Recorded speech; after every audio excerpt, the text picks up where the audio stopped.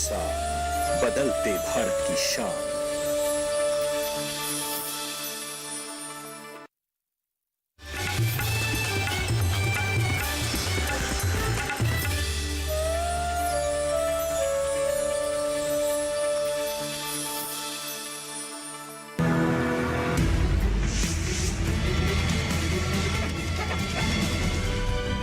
कृषि उपज से आत्मनिर्भरता, इन्वेस्टमेंट छोटे शहरों में भी आए, आय को दुगना करने में सक्षम है।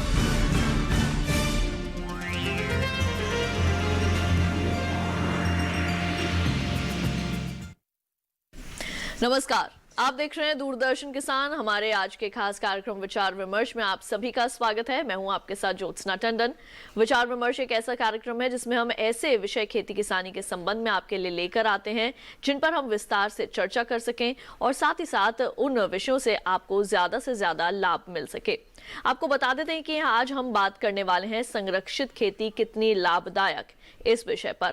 और इस विषय पर हम काफी विस्तार से चर्चा करेंगे और इसको समझाने के लिए आज हमारे साथ स्टूडियो में मौजूद हैं डॉक्टर बलराज जो कि परियोजना समन्वयक हैं ICAR में। साथ ही हमारे साथ मौजूद रहेंगे ऑनलाइन डॉक्टर मुर्तजा हसन जी जो कि प्रधान वैज्ञानिक हैं, और साथ ही हमारे साथ ऑनलाइन मौजूद है डॉक्टर अवनी कुमार जी जो कि प्रधान वैज्ञानिक हैं,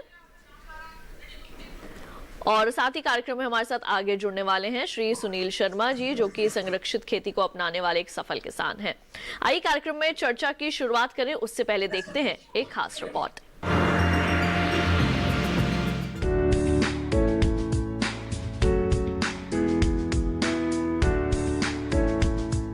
भारत तेजी से उन्नति के पद पर आगे बढ़ रहा है और इसमें खेती किसानी की महत्वपूर्ण भूमिका है।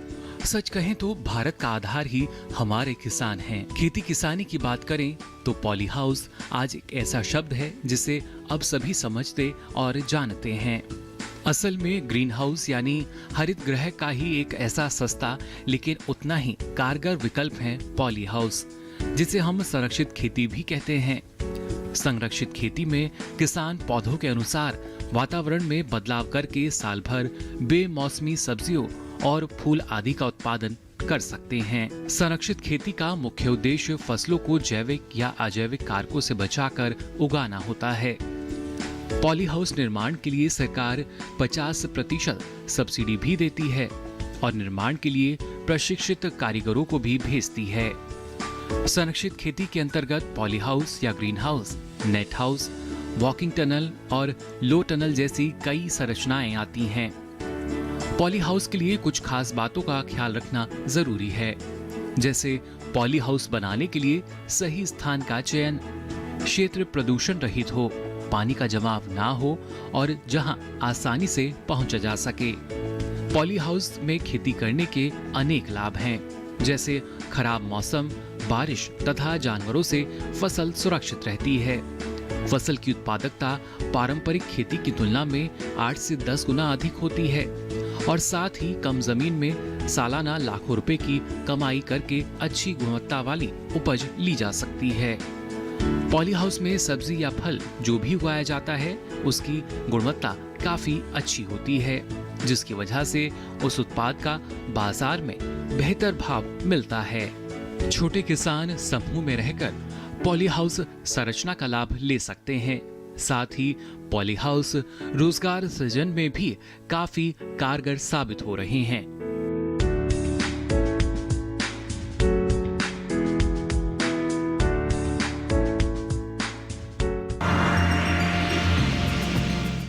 तो अभी आपने देखी है विशेष रिपोर्ट। आइए कार्यक्रम में चर्चा की शुरुआत करते हैं और सबसे पहले हम रुख कर लेते हैं डॉक्टर बलराज सिंह जी का। डॉक्टर बलराज, सबसे पहले मैं आपसे ये जानना चाहूंगी कि हमारे किसान भाइयों बहनों को इस वक्त आप ये समझाइए कि संरक्षित खेती क्या है, हमारे देश में उसकी स्थिति कैसी है और किस तरह से ये जो है हमारे किसान भाई बहनों के लिए लाभदायक है। बिल्कुल ज्योत्सना जी, बहुत ही महत्वपूर्ण सवाल आपने हमारे ऐसे किसान भाई जो कि संरक्षित खेती को अपनाना चाहते हैं या वर्तमान में अपना चुके हैं किसी भी रूप में, उनके लिए बहुत आवश्यक है।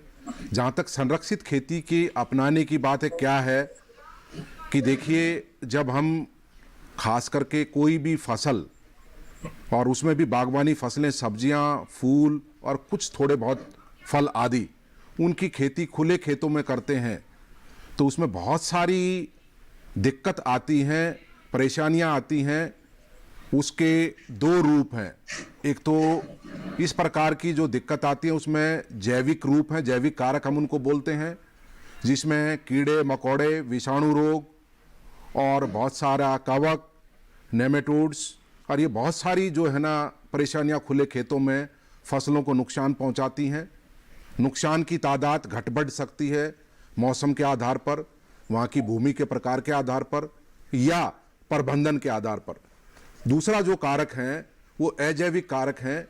उनमें तापमान, नमी में, हवा के अंदर जो नमी है, आर्द्रता, हवा की गति और प्रकाश की तीव्रता जो है, लाइट इंटेंसिटी, कितनी तेज धूप है आपकी, और बहुत सारे कारक जिसमें भूमि की का अम्लीय होना, भूमि का क्षारीय होना, ये बहुत सारे कारक जो है अजैविक कारक हैं जो खुले खेतों में इस प्रकार की खेती को, खास करके बागवानी फसलों की खेती को, सब्जियों को और फलों को, फूलों को ज़्यादा जो है वो प्रभावित करते हैं जी। जब हम इन फसलों को इन मुख्य रूप से जैविक और अजैविक कारकों से बचाते हुए करते हैं, किसी ग्रीन हाउस में, कीट अवरोधी नेट हाउस में या शेड नेट भी एक प्रारूप हो सकता है इस प्रकार की खेती का, तो उसी को, उस प्रकार की खेती को करने को हम संरक्षित खेती कहते हैं जी। जहां तक वर्तमान में आपने कहा स्थिति की बात है, क्या स्थिति है, तो पूरी दुनिया में इसकी खेती पश्चिम के देशों से शुरू हुई और आज भूमध्य सागर खाड़ी के चारों तरफ जो विकसित देश हैं उनके अंदर, या दूसरे देश, चीन आज अग्रणी देश है, जापान है, साउथ कोरिया में भी होती है। हिंदुस्तान की जो स्थिति है वो भी धीरे धीरे प्रगति, केंद्र सरकार की योजनाएं हैं इस प्रकार की तकनीक को अपनाने की, इस प्रकार की योजनाएं शुरू हुई हैं। वो कई जो पंचवर्षीय योजनाओं के उसके रूप में, चाहे वो 7वीं पंचवर्षीय योजना रही हो, 8वीं रही हो, और दूसरी पंचवर्षीय योजनाओं में इसका काफ़ी, और अभी वर्तमान में भी इसके ऊपर काफ़ी जोर दिया जा रहा है। तो वर्तमान में लगभग अगर हम ओवरऑल बात करें कि कितनी क्या स्थिति है, चाहे उसमें प्लास्टिक मल्चिज का उपयोग हो, खुले खेत में raised bed technology, raised bed बना करके, ड्रिप सिस्टम का इस्तेमाल करके और मल्चिंग करके उसका हो, लो टनल का इस्तेमाल हो, वॉकिंग टनल का इस्तेमाल हो, शेड नेट का इस्तेमाल हो, कीट अवरोधी नेट का इस्तेमाल हो, या ग्रीन हाउसेज, चाहे वो नेचुरली वेंटिलेटेड ग्रीन हाउस हो या सब्जी पौध उत्पादन या दूसरी पौध उत्पादन के लिए, प्लांटिंग मटेरियल के प्रोडक्शन के लिए वो बागवानी फसलों में semi climate control green house हो या दूसरी और भी आधुनिक संरचनाएं हो, कुल मिला के इसका जो स्टेटस है वर्तमान में वो लगभग 1 लाख हेक्टेयर के लगभग आज इसका अपनाए जाने का अंदाजा है लगभग मोटे तौर पर कि लगभग 1 लाख हेक्टेयर से ज्यादा क्षेत्रफल आज हिंदुस्तान में विभिन्न संरक्षित संरचनाओं के प्रारूप को अपना करके खेती करने का जो ये अंदाजा है आज हिंदुस्तान में। और जहां तक लाभ की बात है, बिल्कुल निश्चित रूप से बहुत ही आवश्यक और बहुत ही महत्वपूर्ण सवाल हमारे किसान भाइयों के लिए है, और ऐसे किसान भाई जो इसको अपनाना चाहते हैं, बिल्कुल, तो वो निर्भर करता है कई चीजों के ऊपर कि आप जो संरक्षित संरचना बनवा रहे हैं उस पर आधारभूत लागत कितनी आई है, बेसिक कॉस्ट ऑफ फैब्रिकेशन हम उसको कहते हैं। दूसरा, उसके ऊपर रनिंग कॉस्ट, जो उसको आगे बढ़ाने की, बिजली का उपयोग या किसी दूसरे उसमें उपयोग, सारा वो कितना, रनिंग कॉस्ट कितनी है। फिर आपकी जो खेती आप अंदर कर रहे हैं, खीरा उत्पादन कर रहे हैं, आप शिमला मिर्च कर रहे हैं, आप चेरी टमाटो कर रहे हैं, आप स्टैंडर्ड टमाटो कर रहे हैं, टमाटर की खेती कर रहे हैं, तो उसमें आपकी लागत कितनी लागत आ रही है प्रति 1000 वर्ग मीटर के हिसाब से या प्रति वर्ग मीटर के हिसाब से। और फिर जब आप इस प्रकार की उच्च गुणवत्ता वाली या बेमौसमी सब्जियां पैदा करते हैं या फूल पैदा करते हैं, तो निश्चित रूप से उसके लिए बाजार व्यवस्था क्या है, कितना उच्च बाजार उसके लिए उपलब्ध है, और किसान को, ऐसी संरक्षित खेती करने वाले किसान को क्या उसमें उसको जो भाव मिलेगा। तो इन सब चीजों के ऊपर ये पूरा संरक्षित खेती को अपनाना आधारित है। और कई इस क्षेत्र में कई जो तकनीकें हैं जिनकी चर्चा हम अभी करेंगे, वो जो है संरक्षित खेती की तकनीकें महत्वपूर्ण रूप से सक्सेस स्टोरी के रूप में देश के विभिन्न संभागों में, विभिन्न क्षेत्रों में उभर के सामने आई हैं। बिल्कुल। तो डॉक्टर बलराज, आपके पास मैं ज़रूर वापस आऊंगी, क्योंकि कुछ जैसे कि अभी आपने बातों बातों में बताया, कुछ आधुनिक तकनीकें हैं, उनके बारे में हम ज़रूर यहाँ पर बातचीत करेंगे।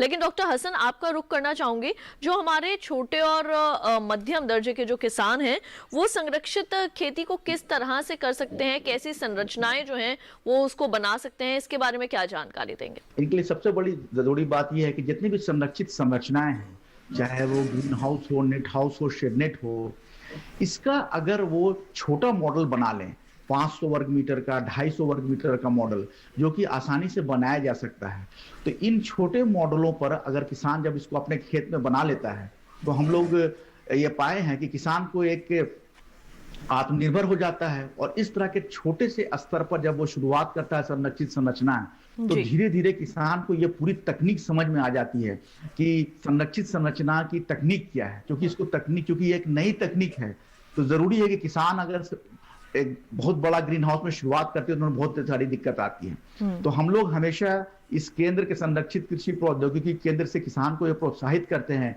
कि किसान छोटे स्तर पर शुरुआत करे। 100 वर्ग मीटर, 200 वर्ग मीटर का छोटा सी संरचना है, जो कि बड़े आसानी से किसान को बनाया जा सकता है। किसान के खेत में मुख्यतः जीआई पाइप और तरह तरह की प्लास्टिक और नेट को लेकर के किसान अपने खेत में जब इसकी शुरुआत करता है, तो कम लागत में तैयार हो जाती है और किसान फिर इस पूरी तकनीक को समझ पाता है।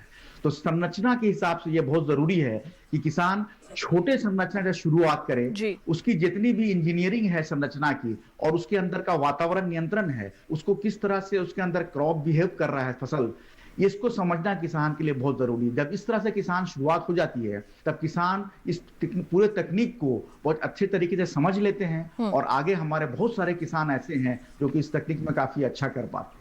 जी बिल्कुल। डॉक्टर अवनी, अब आपका रुख करना चाहूंगी मैं पहाड़ी क्षेत्रों के, अगर हम बात करें, क्योंकि पहाड़ी क्षेत्रों में भी हमारे कई किसान भाई बहन ऐसे हैं जो कि संरक्षित खेती को अपनाना चाह रहे होंगे, क्योंकि मौसम जो है पहाड़ी क्षेत्रों में भी बदलता रहता है। तो उस हिसाब से अगर आपसे जानकारी ले, तो वहाँ कैसी जो संरचनाएं हैं वो होनी चाहिए संरक्षित खेती को लेकर? मैडम, पर्वतीय अंचलों में तो संरचनाएं छोटी होनी चाहिए, क्योंकि वहाँ के जो खेत की साइज है वो छोटी छोटी मिलती है, जिसको पहाड़ी खेती बाड़ी के नाम से जाना जाता है। कंटूर फार्मिंग वैज्ञानिक भाषा में बोला जाता है। वहाँ सीढ़ीदार खेत होते हैं, उनके खेतों का आकार लंबाई से ज्यादा होती, चौड़ाई कम होती है। तो वहाँ जो अभी तक जो गवर्नमेंट ऑफ इंडिया और राज्य सरकार ने जो भी, यहाँ हमारा हिमाचल प्रदेश है और आपका ये श्रीनगर है, के जिसको हम बोलते हैं पहाड़ी राज्य में, उत्तराखंड है, उसके बाद नॉर्थ ईस्ट आता है हमारा। तो ये यहाँ जो सीढ़ीदार खेत होने के नाते यहाँ जो हमारी केंद्र सरकार, राज्य सरकार और वैज्ञानिकों से सलाह लेकर के ये प्रस्ताव है कि उनके जमीन के टुकड़ों का अनुसार उनको ग्रीन हाउस की संरचनाओं को बनाया जाए। तो क्योंकि ये मौसम यहाँ क्या होता है, यहाँ गर्मी बढ़ाने का मेन उद्देश्य होता है, क्योंकि यहाँ ठंडा होता है और जो है बिन बुलाए जो है मौसम खराब होता रहता है। तो यहाँ पर उसका खेती का बहुत ही महत्व है। यहाँ जो है वेंटिलेटेड वाले हाउस छोटे छोटे बनाए जाते हैं। और उत्तराखंड में जैसे कि मैं नौकरी करके देखा हूँ नगर विश्वविद्यालय के माध्यम से, वहाँ 40 वर्ग मीटर 50 वर्ग मीटर का ही देते हैं। लेकिन जब मैं वहाँ रहा तो वहाँ राज्य सरकार से ये वहाँ के मंत्रालय से बात करके देखा गया कि अगर वहाँ 100 वर्ग मीटर का बनाया जाए, वहाँ की जो इकाई है, जैसे मैदानी क्षेत्रों में हम कम से कम 1 एकड़ बोलते हैं जो हमारी इकाई होती है खेत की नापने की, लेकिन पहाड़ी क्षेत्रों में नाली बोलते हैं। नाली का मतलब होता है 200 वर्ग मीटर एक नाली। तो वहाँ की स्टैंडर्ड यूनिट 200 वर्ग मीटर है।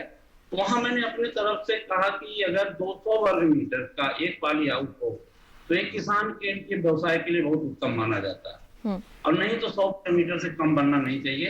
हालांकि लोग 50-40 दे रहे हैं। तो कुल मिला के क्या है, पर्वतीय क्षेत्रों में जो आवश्यकताएं हैं तो छोटे पाली हाउस की हैं, तो वो 50 से शुरू होके 100, 150, 200 तक बनाए।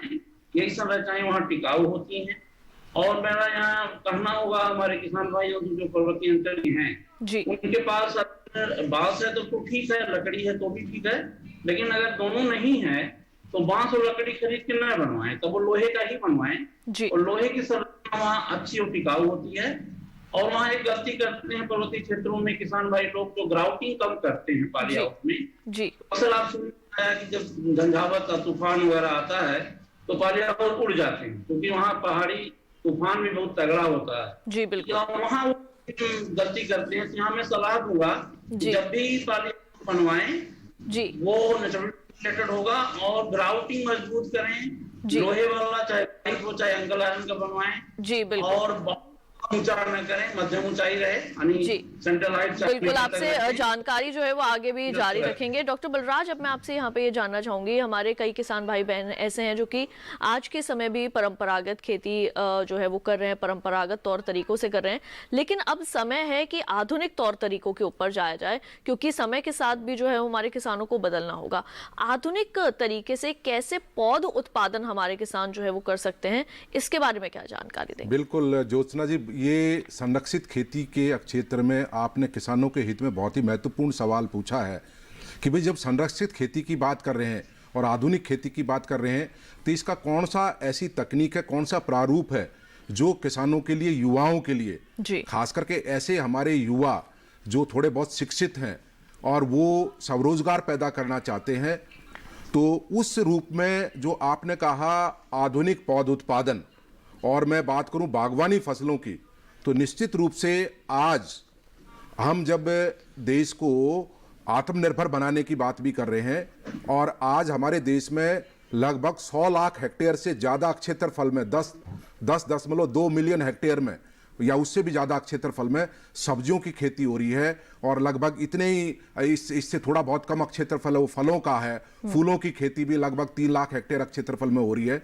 और उसमें सबसे पहली जो परेशानी आती है हमारे किसान को, या ऐसी फल सब्जी या फूल पैदा करने वाले जो हमारे संरक्षित खेती वाले किसान हैं, कि उनको जो गुणवत्ता युक्त और बीमारी रहित, रोग रहित या विषाणु रोग रहित जिसको कहें, ऐसी पौध या ऐसे प्लांटिंग मटेरियल का पौध रोपण सामग्री का मिलना सबसे बड़ी एक दिक्कत है।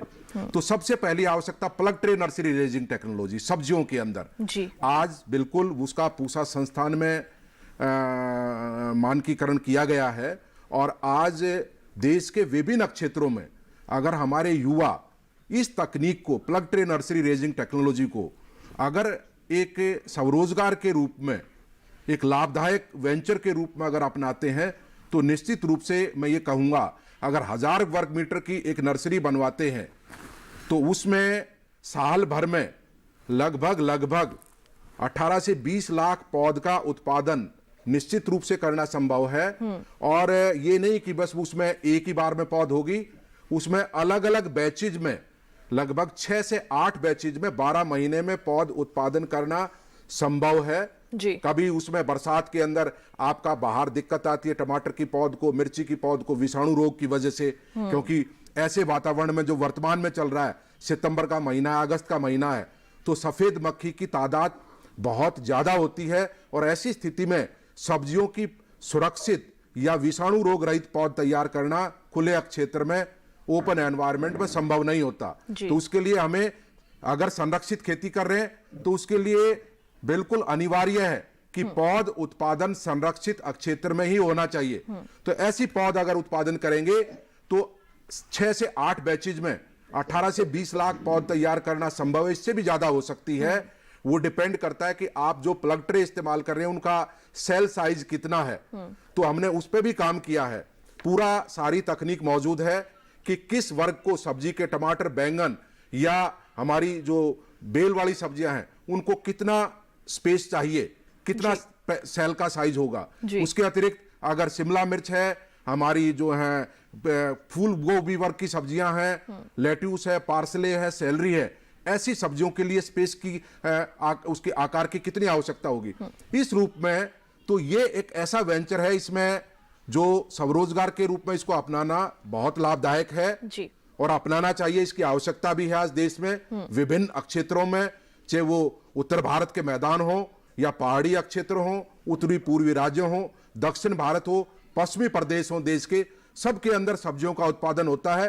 तो आवश्यक रूप से पहली बार इसको जहां ज्यादा सब्जियों की खेती होती है वहाँ पर इस प्रकार की तकनीक को हमारे युवा जो शिक्षित है, बेरोजगार है, उसको अपना सकते हैं। और ये नहीं 1000 वर्ग मीटर पे वो कम से कम 4 या 6 और दूसरे लोगों को रोजगार प्रदान कर सकते हैं बिल्कुल। और खुद का मुनाफा भी कई लाख रुपए इससे जो है लाभ के रूप में साल भर में अर्जित करना संभव है। और इसी के साथ कार्यक्रम में आगे भी चर्चा जारी रहेगी, लेकिन फिलहाल वक्त हो चला एक छोटे से ब्रेक का। कहीं मत जाइए, देखते रहिए दूरदर्शन के साथ।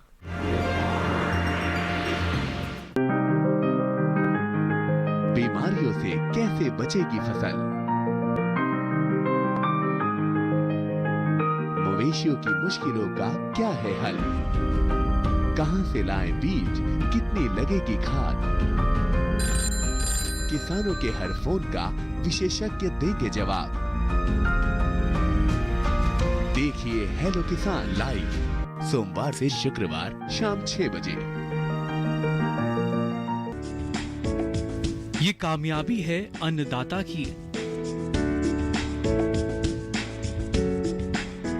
ये कहानी है खेत और खलिहानों की। कैसे करें अपने पशुओं की देखभाल, जानिए गांव-गांव के किसानों का हाल। देखिए गांव किसान सोमवार से शुक्रवार दोपहर 12 बजे सिर्फ डीडी किसान पर। ब्रेक के बाद एक बार फिर आप सभी का स्वागत है हमारे कार्यक्रम विचार विमर्श में। आज हम बात कर रहे हैं कि कितनी लाभदायक है संरक्षित खेती, और इस विषय पर चर्चा करने के लिए हमारे साथ तमाम विशेषज्ञ जो हैं मौजूद हैं। हमारे साथ जुड़ गए हैं हमारे एक सफल किसान जिन्होंने संरक्षित खेती की है और आज के समय में अच्छा लाभ जो है वो प्राप्त कर रहे हैं। आइए उनका रुख करते हैं। सुनील जी, आपका बहुत बहुत स्वागत है हमारे कार्यक्रम विचार विमर्श में। सबसे पहले तो मैं आपसे यही जानना चाहूंगी कि संरक्षित खेती में आपने किस तरह से प्रवेश किया, क्या अनुभव है आपका, कैसे आज के समय में आप इससे संतुष्ट हैं ये करने से?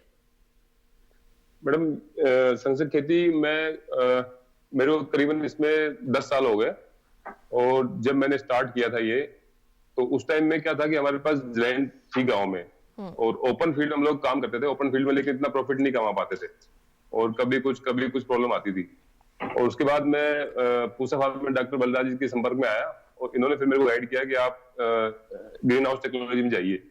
और फिर हमने पहला ग्रीन हाउस लगाया 2007 में, और उसमें हमने कलर कैप्सिकम लगाई और उसमें अच्छा प्रॉफिट कमाया। उसके बाद फिर हमने एक दूसरा ग्रीन हाउस लगाया। हर 2 साल 1 साल बाद हम एक एक करके ग्रीन हाउस लगाते गए, और अभी आज की डेट में मेरे पास लगभग 13-14 हजार स्क्वायर मीटर कवर्ड एरिया है, और हम लोग उसमें कुकुम्बर लगाते हैं, सीडलेस कुकुम्बर, और उसमें अच्छा प्रॉफिट हम लोग अभी कमा रहे हैं। जी सुनील जी, अब मैं जैसे कि आपने बताया कि आपके पास ग्रीन हाउस है जिसमें आप जो है वो संरक्षित रूप से जो है वो सब्जियों की खेती कर रहे हैं। ग्रीन हाउस में लागत तो सुनील जी काफी आती है। आपसे ये जानना चाहूंगी, क्या आपने अपने ग्रीन हाउस जो है उनकी संरचना खुद करी, और कितनी लागत जो है वो उसमें आई, और किस तरह से ग्रीन हाउस बनाने में हमारे जो किसान हैं वो लागत को कम कर सकते हैं? जी मैडम, इसका मेरे को काफी अच्छा एक्सपीरियंस है, और मैं चाहता हूँ कि किसान भाई इसको थोड़ा ध्यान से सुने, और इसमें काफी जो है ना उनको फायदा होगा। एक्चुअली पहला जो ग्रीन हाउस हमने लगवाया था, एक पूना की कंपनी थी, उससे पहला ग्रीन हाउस लगवाया था। उसमें हमारी जो कॉस्टिंग आई थी करीबन 850 रुपए पर स्क्वायर मीटर की कॉस्टिंग आई थी, और वो 1000 स्क्वायर मीटर का पहला ग्रीन हाउस था हमारा। गर्मियों में हम लोग यहाँ पे ग्रीन हाउस में क्रॉप नहीं ले पाते थे, तो हमने उसका डिजाइन थोड़ा चेंज किया, और चेंज करके उसमें, और हमने कॉस्टिंग भी उसकी कम की, और सिर्फ मैंने एक ग्रीन हाउस वहां से लगवाया था, बाकी सारे पॉली हाउस मैंने खुद बनाए, और उसमें मेरी जो कॉस्टिंग आई वो काफी कम आई, और क्वालिटी भी हमने उनसे काफी बेटर क्वालिटी का काम किया, जो मेरे पॉली हाउस आज तक टिके हुए हैं। मतलब इतने साल हो गए हैं, आसपास कभी जैसे आंधी वगैरह कभी आती है तो आसपास काफी पॉली हाउस डैमेज हो गए, कोई उखड़ गए, गिर गए, लेकिन हमारे पॉली हाउस में आज तक कोई प्रॉब्लम नहीं आई। तो मैं जो किसान भाई इस फील्ड में आना चाहते हैं उनसे कहूंगा कि पहले वो थोड़ा इस चीज को समझें, देखें, उसके बाद इस फील्ड में जाएं कि इसमें ग्रीन हाउस आपको पॉली हाउस में किस तरह से डिजाइन कराना है, उसका फेस किधर रखना है, बेड किधर बनाने हैं, पाइप किस थिकनेस का लेना है, फाउंडेशन कैसे करनी है। ये छोटी छोटी चीजें हैं जो कंपनी वाले क्या करते हैं कि इस चीज को ज्यादा ध्यान देते नहीं है, वो काम करके निकल जाते हैं, बाद में किसान परेशान होता रहता है। जी, तो सुनील जी आप हमारे साथ जुड़े और आपने अपने अनुभव हमारे साथ साझा किए, उसके लिए आपका बहुत बहुत धन्यवाद। आइए एक बार फिर से रुख कर लेते हैं हमारे विशेषज्ञों का। डॉक्टर हसन, अब मैं आपकी तरफ रुख करना चाहूंगी और आपसे जानना चाहूंगी, संरक्षित खेती में किस तरह की सिंचाई प्रणाली जो है वो अपनानी चाहिए हमारे किसानों को, जो संरक्षित खेती आज के समय में कर रहे हैं या फिर जो संरक्षित खेती की ओर रुख करना चाहते हैं, उनके लिए तमाम जानकारियां लेनी बेहद जरूरी है। जी, संरक्षित खेती में ये जरूरी है कि किसान आधुनिक सिंचाई प्रणाली जैसे ड्रिप सिंचाई प्रणाली, फव्वारा सिंचाई प्रणाली का उपयोग करें। इसमें हम जो सतही सिंचाई प्रणाली है उसे नहीं इस्तेमाल करते हैं, जिससे इससे काफी जल व्यर्थ होता है और वाष्पीकरण के द्वारा इसके अंदर काफी नुकसान होता है। तो जो आधुनिक सिंचाई प्रणाली है, ड्रिप सिंचाई प्रणाली, और इसका जो नया रूप है जिसे हम ड्रिप फर्टिगेशन कहते हैं, जिसमें कि जल और जितने भी जल में घुलनशील जो न्यूट्रिएंट हैं, खाद है, इसका हम एक साथ प्रवाह करके पौधे के जलमंडली में पहुंचाते हैं। इसे ड्रिप सिंचाई या ड्रिप फर्टिगेशन पद्धति कहते हैं। इसका जो एक नया रूप है जिसे हम निम्न दाब ड्रिप सिंचाई प्रणाली, लो प्रेशर ड्रिप इरिगेशन कहते हैं, ये खास के हमारे किसान भाई जो भारत के किसान हैं, जिनका कि खेत जो छोटा होता है, 500 वर्ग मीटर का जोत है, 1000 वर्ग मीटर का जोत है, 2000 वर्ग मीटर का जोत है, तो इन सब किसानों के लिए निम्न दाब ड्रिप सिंचाई प्रणाली बहुत ही जरूरी है। और इसका फायदा ये होता है कि ये लगभग जीरो एनर्जी मॉडल है और इस तरह के ड्रिप सिंचाई प्रणाली को हम बिल्कुल जीरो एनर्जी मतलब बिना कोई ऊर्जा के चला सकते हैं। इसमें क्या होता है, बहुत सिंपल सा रूल है। रूल ये है कि अगर 500 वर्ग मीटर का ग्रीन हाउस है तो इसमें हम 500 लीटर का टैंक इस्तेमाल करते हैं। टैंक को 2 से 3 मीटर ऊंचा चबूतरा बना लेते हैं और उस पर रख देते हैं और इसी टैंक में पानी और जल का जो जितने भी न्यूट्रिएंट है, खाद, उसका मिश्रण बनाया जाता है और फर्टिगेशन द्वारा जो पौधे के जलमंडली में पहुंचा दिया जाता है। और दूसरा है, अगर 1000 वर्ग मीटर का मॉडल है तो किसान भाई 1000 लीटर का टैंक लें, उसे भी कम से कम 2 मीटर ऊंचा और 2.5 से 3 मीटर ऊंचा चबूतरा के ऊपर रख लेते हैं।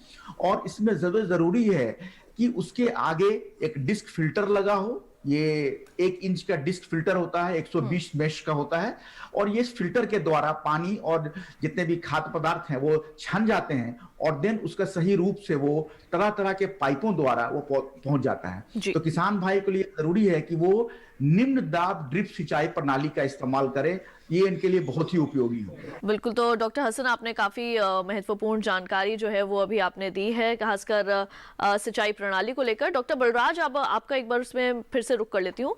जैसे कि अभी आपने बात करी हमारे युवाओं को लेकर, तो आत्मनिर्भर भारत अभियान की भी जो है वो हाल ही में शुरुआत की है हमारे प्रधानमंत्री श्री नरेंद्र मोदी जी ने।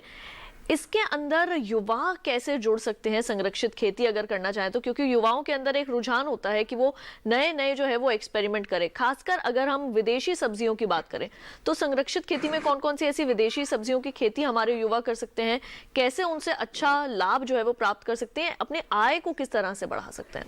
बिल्कुल, बहुत ही महत्वपूर्ण सवाल। और माननीय प्रधानमंत्री जी ने ये जो विश्व महामारी के दौरान बहुत सारी केंद्र सरकार ने महत्वपूर्ण योजनाओं की घोषणा की है और उसमें एग्रीकल्चर इंफ्रास्ट्रक्चर डेवलपमेंट की बात हो, उसका फ़ायदा हमारे युवा ले सकते हैं। लेकिन जहाँ तक संरक्षित खेती की बात है और आपने उसको आत्मनिर्भर भारत से जोड़ने की बात की है, तो निश्चित रूप से जब हम सब्जियों की बात करते हैं और कुछ हद तक फूलों की, तो उसके सब्जियों के बीज के मामले में भी हम काफ़ी हद तक आत्मनिर्भर नहीं हैं और फूलों का भी जो प्लांटिंग मटेरियल है उसमें भी हम पूर्ण रूप से आत्मनिर्भर नहीं है।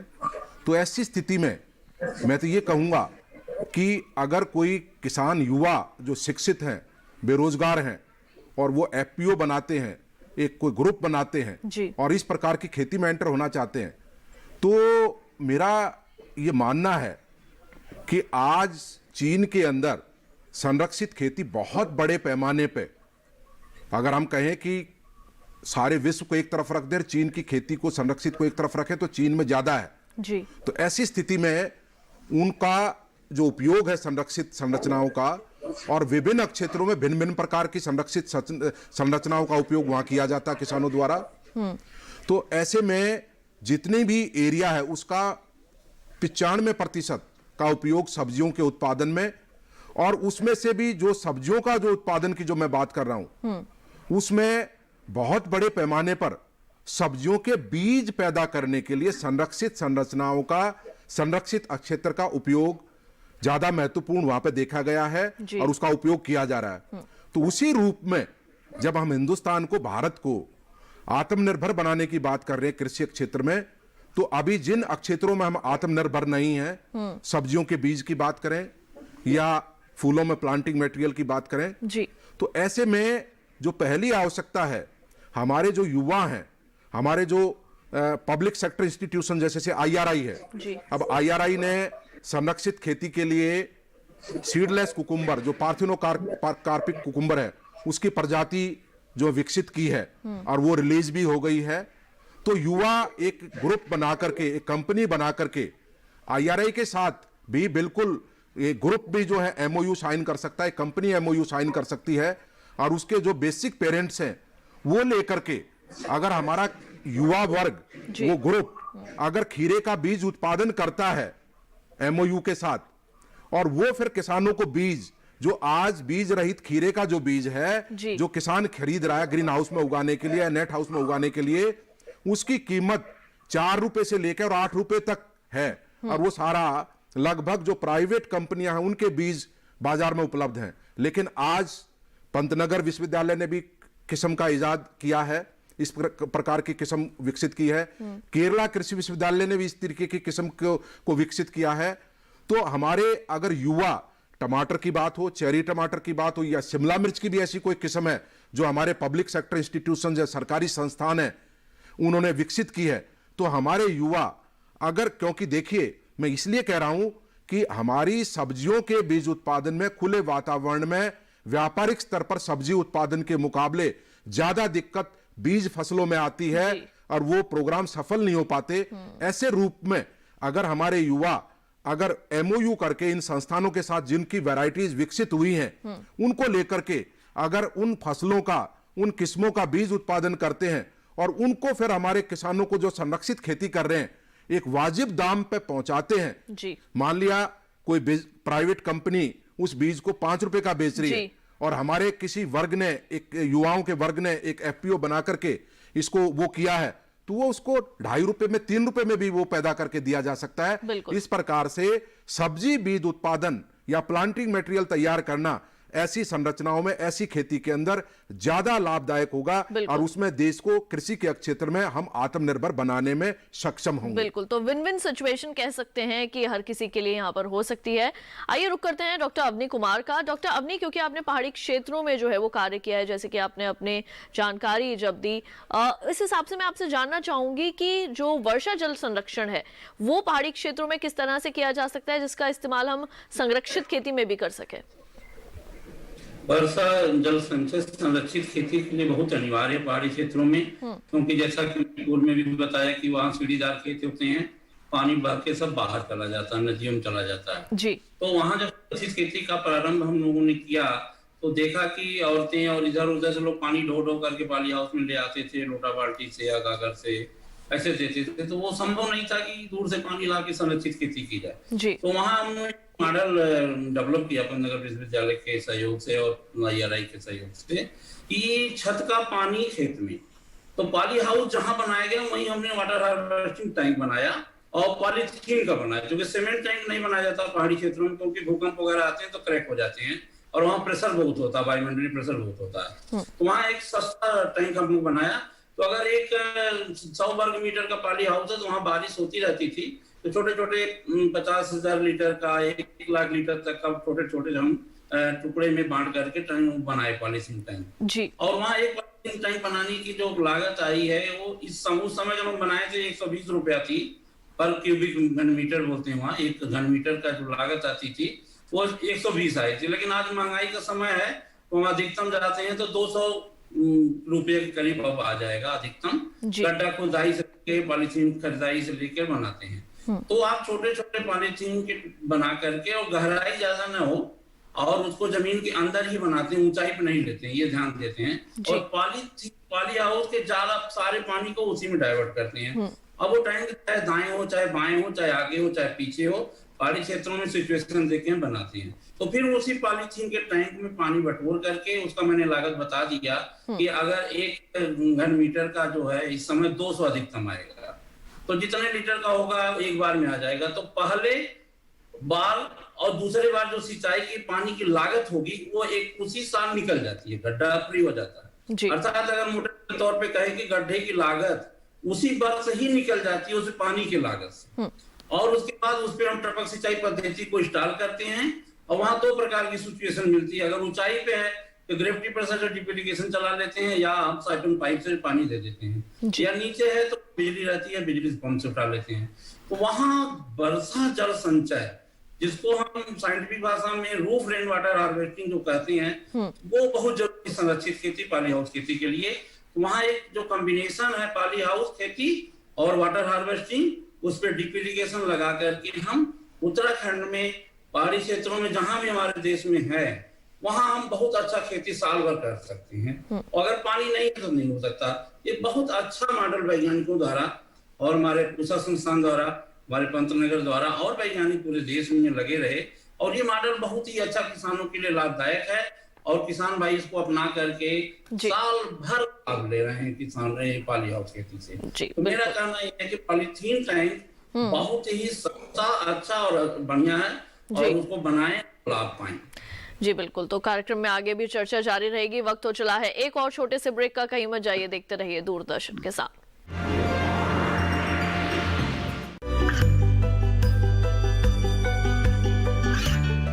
गांवों और पिछड़े क्षेत्रों में सरकारी योजनाओं की जानकारी पहुंचा। देश में कौशल और क्षमता विकास कर ग्रामीणों को सामाजिक बदलाव और विकास से जोड़ने की दूरदर्शन किसान की पहल चौपाल चर्चा देखें सोमवार से शुक्रवार सुबह 9 बजे।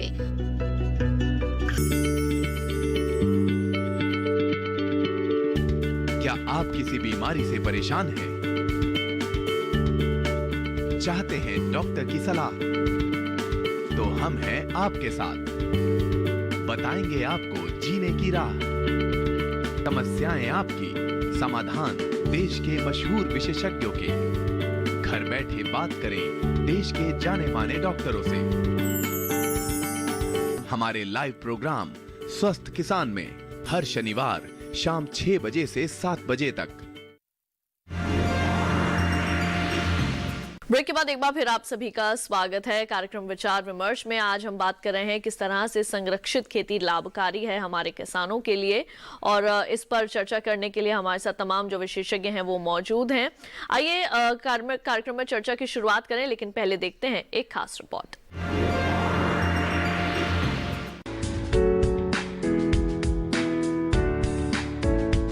खुले में खेती करने के कुछ जैविक और अजैविक खतरे होते हैं जो फसल की उत्पादकता और गुणवत्ता को प्रभावित करते हैं। जैविक खतरे यानी पौधों को कई तरह की बीमारियां होने का खतरा रहता है।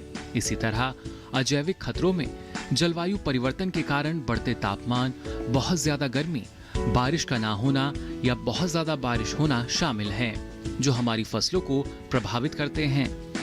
इन सब परिस्थितियों में संरक्षित खेती काफी मददगार और कारगर साबित होती है।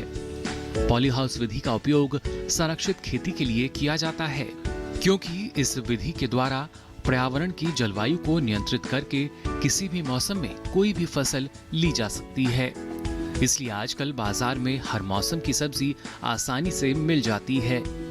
इस तरह की खेती के लिए एक विशेष प्रकार की संरचना तैयार की जाती है, जिसके अंदर किसान स्वस्थ पौधों का उत्पादन कर सकते हैं। जिन किसानों के पास कम जमीन है वो भी संरक्षित खेती कर सकते हैं। 1000 वर्ग मीटर क्षेत्र में भी पॉली हाउस बनाया जा सकता है और इसमें सभी तरह की सब्जियां लगाई जा सकती हैं। संरक्षित खेती करने से पहले किसान अपनी मिट्टी और पानी की जांच जरूर कराएं। साथ ही संरक्षित खेती करने के लिए प्रशिक्षण भी जरूर लें। किसान भारतीय कृषि अनुसंधान संस्थान या अपने नजदीकी कृषि विज्ञान केंद्र से प्रशिक्षण ले सकते हैं।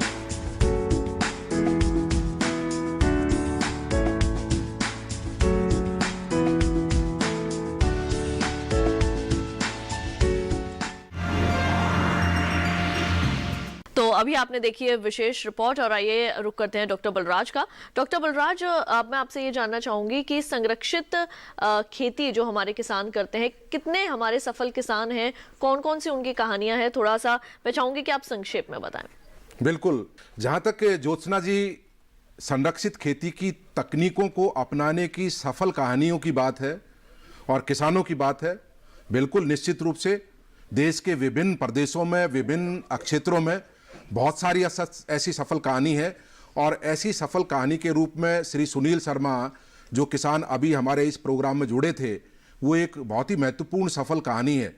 और ये नहीं, सुनील शर्मा जी ने जो गुड एग्रीकल्चरल प्रैक्टिसेज हैं पूसा संस्थान के साथ जुड़ के, शायद देश के वो पहले संरक्षित खेती करने वाले ऐसे किसान हैं जिन्होंने सब्जियों के उत्पादन में इस बेहतर कृषि क्रियाओं को अपने संरक्षित संरचनाओं में अपनाया पूर्ण रूप से।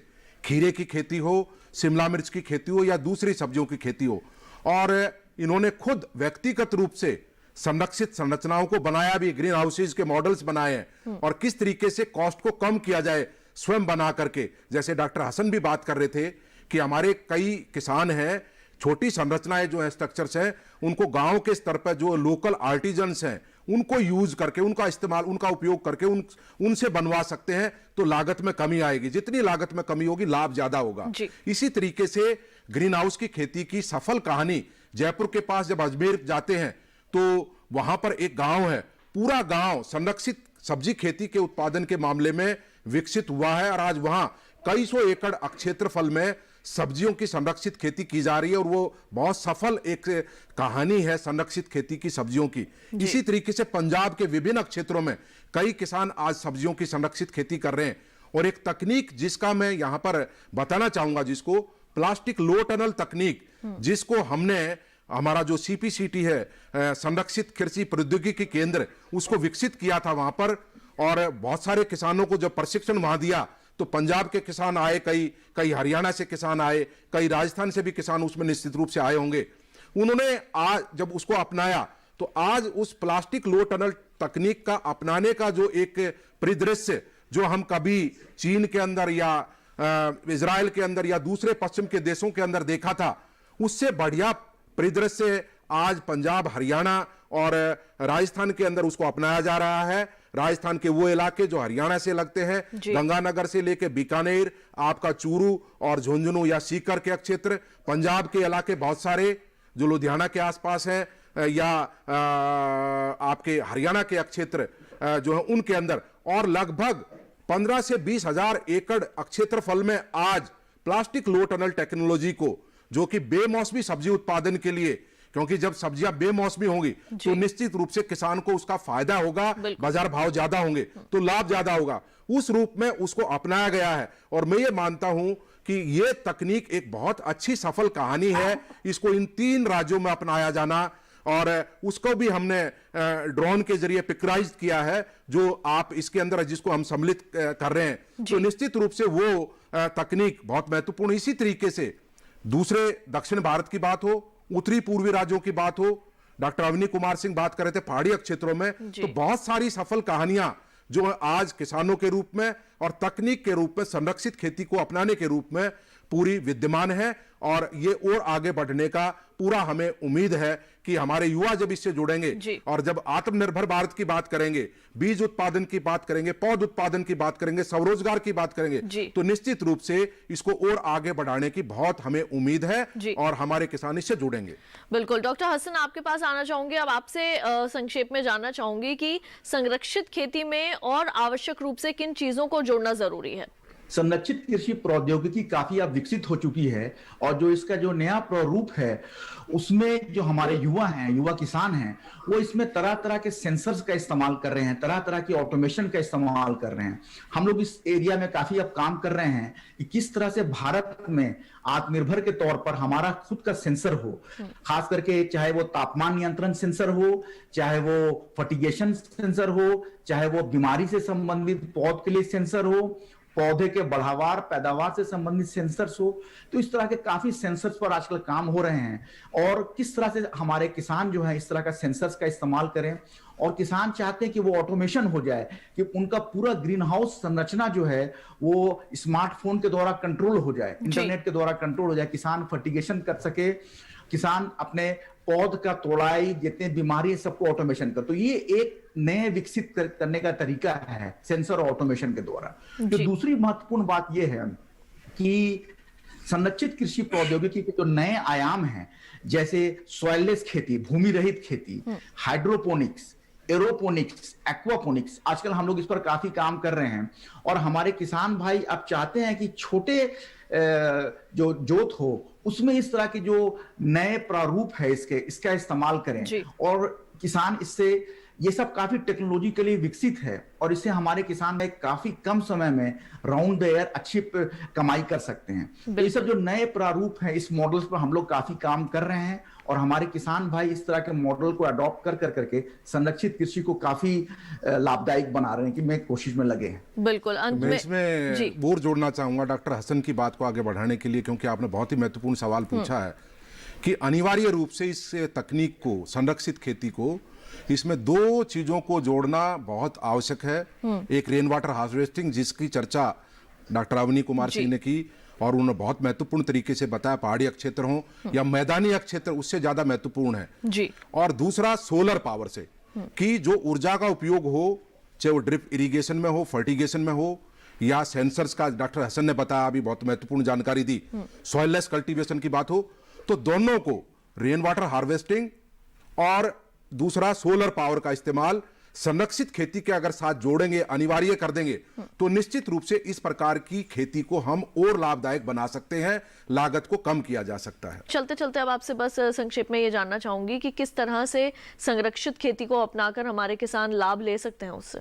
बिल्कुल, देखिए, एक तो युवाओं को इसके साथ जोड़ना, दूसरा तकनीक के बारे में जानकारी, प्रशिक्षण लेके अगर हमारे युवा इस प्रकार की खेती को अपनाते हैं तो निश्चित रूप से, और नई नई तकनीकों में, जैसे मैंने पहले भी बताया, प्लांटिंग मटेरियल की बात हो, पौध उत्पादन की बात हो, सीड प्रोडक्शन की बात हो या प्लास्टिक लो टनल टेक्नोलॉजी की बात हो या सुनील शर्मा जी जैसे जो बहुत ही सफल कहानी है, ऐसे किसानों के रूप में हमें युवाओं को इस देश में आगे आना पड़ेगा जी। और संरक्षित खेती को जब भी हम ज़्यादा लाभदायक बना सकते हैं, और इसमें जहां हमारी अभी आत्मनिर्भरता नहीं है, जैसे सब्जियों की बीज की बात की, तो उसमें हमारे युवा बहुत अच्छा योगदान संरक्षित क्षेत्र में सब्जियों का बीज उत्पादन करके, जो हमारे सरकारी संस्थान हैं उन द्वारा विकसित जितनी भी किस्में हैं, महत्वपूर्ण किस्में जो संरक्षित खेती में की जाती हैं, चाहे सब्जियां हों, चाहे फूल हों, चाहे फल हों, तो उनके वो जो बीज उत्पादन करेंगे या प्लांटिंग मटेरियल तैयार करेंगे तो देश आत्मनिर्भर भी होगा और हमारी जो ये खेती लाभदायक भी होगी और युवाओं को स्वरोजगार पैदा होंगे और वो दूसरे लोगों को रोजगार का अवसर भी प्रदान करेंगे। बिल्कुल। डॉक्टर हसन, आप क्या कहना चाहेंगे चलते चलते हमारे किसानों से संरक्षित खेती को लेकर? डॉक्टर बल्ला जी इस बारे में बताया कि हमें अपने पूरे जो युवा वर्ग है और पूरे किसान को इससे जोड़ना पड़ेगा। हर जगह जगह पर आजकल चाहे केवीके हो, चाहे स्टेट एग्रीकल्चर यूनिवर्सिटी हो, भारतीय कृषि अनुसंधान परिषद के जितने भी संस्थान हैं पूरे देश में, वहां पर किसानों को इसकी पूरी टेक्नोलॉजी को बताना पड़ेगा, चाहे वो डिमॉन्स्ट्रेशन के द्वारा हो, प्रशिक्षण के द्वारा हो। किसान ये टेक्निक बहुत तेजी से विकसित हो रही है पूरे देश में, और आजकल जो युग है कि इसमें सभी चीज बहुत तेजी से ऑटोमेशन के तरफ, सेंसर के तरफ बढ़ रही है और बहुत टेक्नोलॉजी बहुत तेजी से विकसित हो रही है, चाहे वो बीज का मामला हो, चाहे वो खाद्य पदार्थ का मामला हो, चाहे वो कोई भी टेक्नोलॉजी हो, कवरिंग मटेरियल की टेक्नोलॉजी हो, डिजाइन की टेक्नोलॉजी हो। तो किसान को इसमें प्रशिक्षण, नई जानकारी समय समय पर उपलब्ध कराना ये अत्यंत आवश्यक। अगर हम ये काम कर पाए तो हमारे किसान बहुत अच्छा किए भी हैं पहले भी, और आने वाले समय में किसान भाई इस तकनीक में काफी अच्छा करके तो समय आ गया है कि वो आत्मनिर्भरता का, तो उसमें किसान भाई इस तकनीक के द्वारा काफी अच्छी कमाई भी कर पाएंगे और उनके लिए ये आत्मनिर्भर बनने में बहुत ही आवश्यक हो जाएगा। जी, तो इसी के साथ आप सभी का बहुत बहुत शुक्रिया। आपने कार्यक्रम में इतनी अहम जानकारियां जो है वो इस विषय के संबंध में दी, अपना समय दिया, इसके लिए आप सभी का बहुत बहुत धन्यवाद। धन्यवाद। तो किसान भाइयों बहनों, हमारे आज के कार्यक्रम का विषय था किस तरह से संरक्षित खेती लाभकारी है, और काफ़ी विस्तार से जो है हमने इस विषय के ऊपर चर्चा की। और हमारे जो वैज्ञानिक हमारे साथ मौजूद थे कार्यक्रम में, उन्होंने तमाम जानकारियां आप तक पहुंचाने का पूरा प्रयास किया। तो जो हमारे किसान संरक्षित खेती कर रहे हैं या फिर जिनका रुझान संरक्षित खेती की ओर है, हम उम्मीद करेंगे उनको ये तमाम जानकारियां मिल गई हैं और वो इससे ज़रूर लाभ उठाएंगे। तो हमारे आज के विचार विमर्श कार्यक्रम के इस अंक में बस इतना ही। अगली बार फिर होंगे हाजिर एक नए विषय के साथ। आप देखते रहिए दूरदर्शन किसान। मुझे दीजिए इजाजत, नमस्कार।